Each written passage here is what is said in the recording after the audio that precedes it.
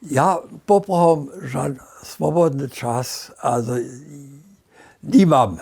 Dokež ja rade štajš klankodjura do sobo přinese paslu, dokež v klankodjura v tedy při němsko-sávském ľudom divadle, a tež v sávském jsem ja, tedy hižo, například kravata, jsem ja kulise nacisnul, jaké jsou falovali, něco jenož. A potom jsem je tež tváril, a požičal jsem ja technice zamawity był w klankodjivadle.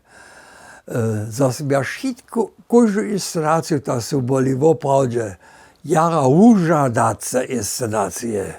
Štož ja dženca také vidžu, to sú skýre nejaké srodky, keď sa pokazujú. Musíme voprawdźe dživali s technickými rafinesami, ki sú sa dobili zvoprawdžiť.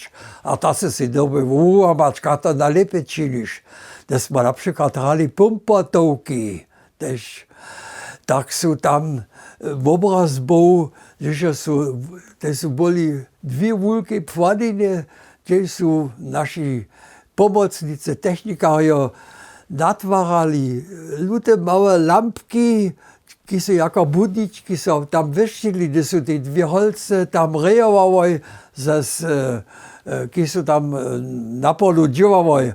A sú tam předovo byli a potom sú tam započili tie budničky so vyšší čas, so zapínať. No?